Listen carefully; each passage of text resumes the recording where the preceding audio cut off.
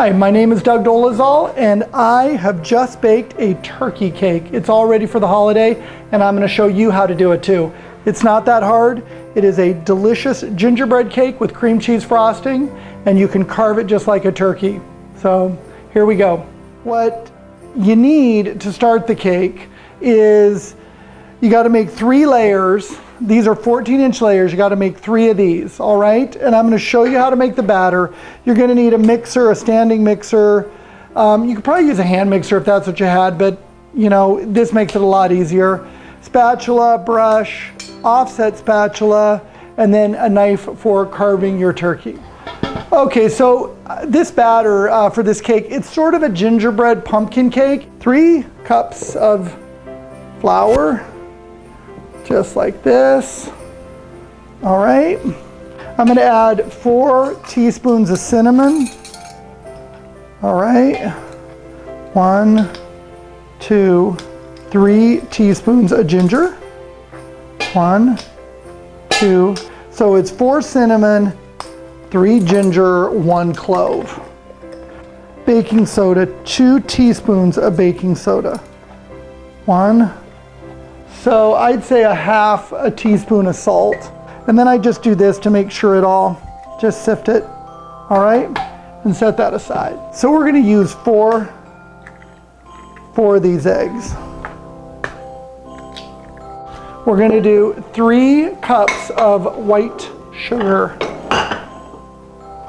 Okay, 1.5 cups of vegetable oil. And I add it right to the sugar, and then we just beat it in.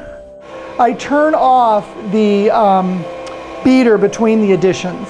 And now about 1/3 of this mixture, last egg, and then we'll finish with the flour.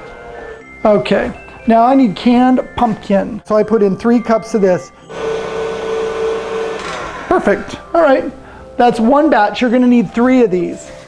It's really quick, and you get a perfect round.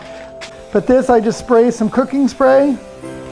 I put that, I spray a little of that, get this batter put in here, okay?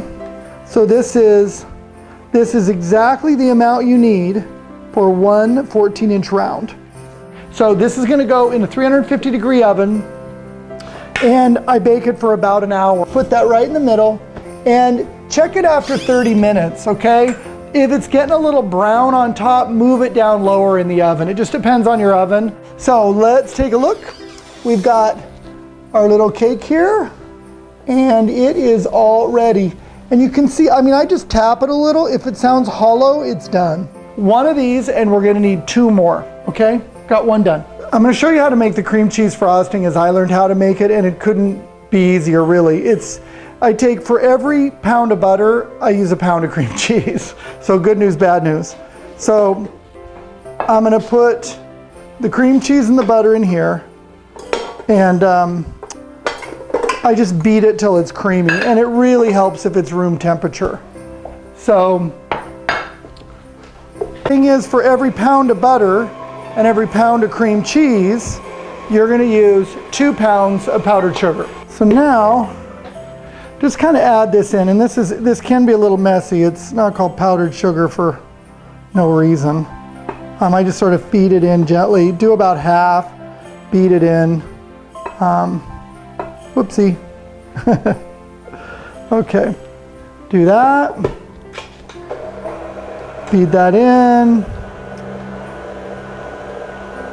So we're just gonna get it, you know, just to where it's in. The dust stops flying. Okay, and then we're gonna do this. Get these little colors, they're Wilton colors, and they're copper, golden, yellow, and black. Let's add 1/2 of a teaspoon. So let's put this in here. The golden yellow. All right, here, so I put in the black. I'm gonna put in the yellow.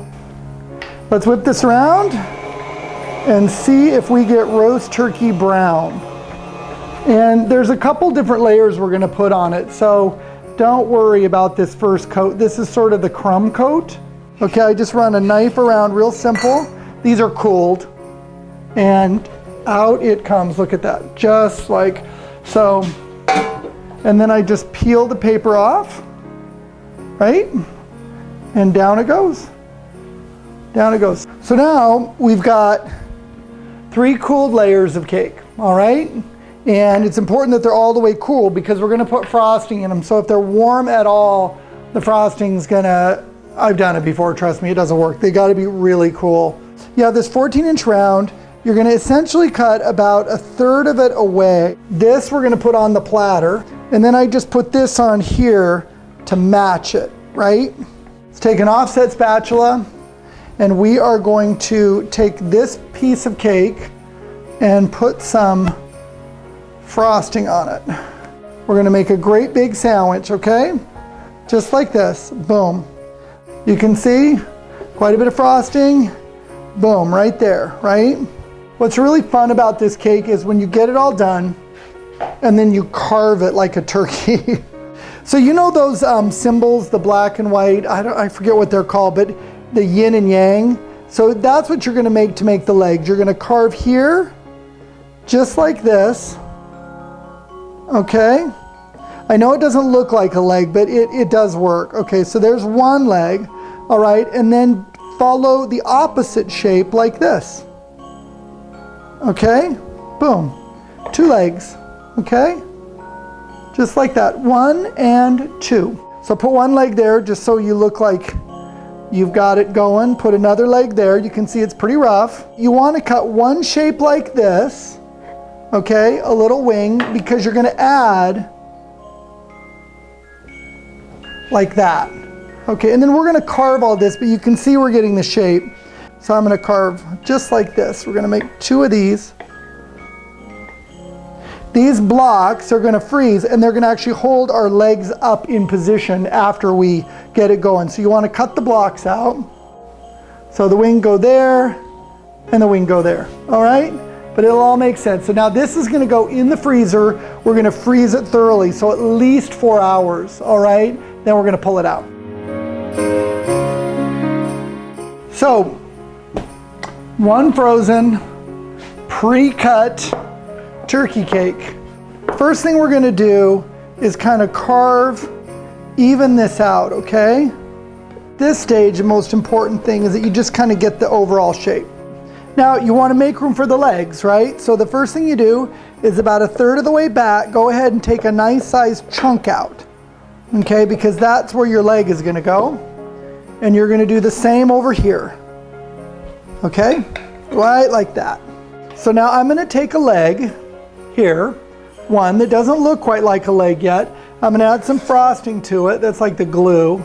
We're going to put it right like that, okay? Now see how you need it to stand up, right? Remember the blocks? The blocks go right like that and voila. Doesn't that already look like kind of a turkey? So now the wings. Okay, remember I said to save these 2 pieces we took off there because these make perfect wing tips.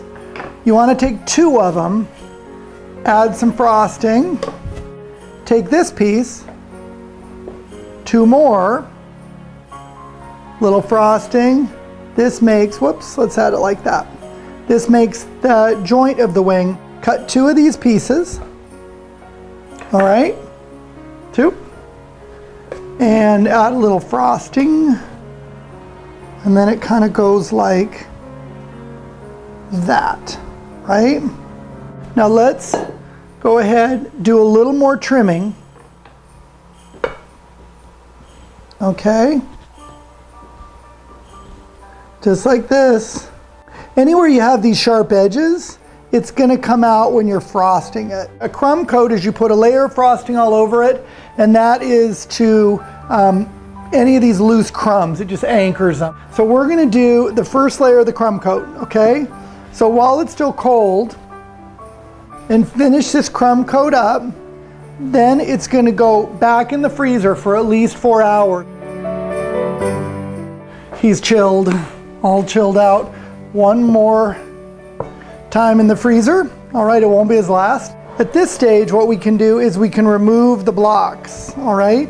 So you can just pull these off and see how the legs now stay in place? And this layer, unlike the crumb coat, you want to make sure you get it on fairly evenly. if there's a little bit of an angle, remember how it was so blocky in the beginning? Just go ahead and add more frosting and round it out. You want to make sure you keep the definition of the wing shape, so follow it, so you don't lose it in the frosting. See right here, there's a sharp corner. You can just take this knife and cut it right out. So I'll finish this up. It'll go back in the freezer for just about an hour. It's all what we call brown coated, so it's been all frosted after the crumb coat.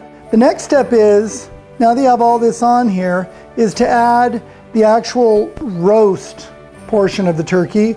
So I made some batches of a little more brown. And all I did was take the brown frosting we had, added a little more black to it, and a little more copper just to get kind of a roast color. And then we're gonna add a little of the darker. So this has got quite a bit more black in it. You don't need a lot of it, but we're just gonna add a little here, which this gives it the dimension. See, and now it's starting to look like it was in the oven, huh? Here's the trick, to just take some hot water. I heat it in the kettle, but get pretty boiling hot water. So what you wanna do, watch this. See how that just smooths that out? You don't want to leave this guy in the refrigerator till the last minute or it'll just be cold cake. So you want to have it out the last, at least for 2 hours. So let me get this done and I'm gonna put it back in the fridge. So I took him out of the fridge. I transferred him, it's a big thing, but transferred it onto a little bit more of a holiday platter. Okay, a little bit of hot water, don't get it really wet. And you're just gonna go over this and it is going to completely smooth out. And I wipe it off with this little rag here. So this stuff is Gold Cake aerosol spray. And what I do is I highlight in all the grooves, okay? Look what happens. Isn't that great? I think that's good. And you want to use parchment paper because it won't absorb the oil like regular paper would. And then I just put a little staple and then just trim it all the way around the top, just about halfway down. Make sure you get the staple underneath. So we've got him done, his boots are on, he's ready for the big day. I went out in my garden and just picked a bunch of stuff. We've got some figs here. Then take fruit, stick it in the apple. This will help it stay on and just slide it right down there. So that is our turkey cake, all right? So you can't imagine how much fun it is to carry this big thing into a party with candles in it. And I suggest you do that because it's a lot of fun. So if you've liked this cake, feel free to check us out, thegentlemanfarmerstable.com. We're gonna post some more things on there, so see what else we've got in the future. And you can always email me, douglasdolezal@gmail.com. If you have any questions about this, you get stuck anywhere, I'm happy to help, okay? So thanks a lot and happy Thanksgiving.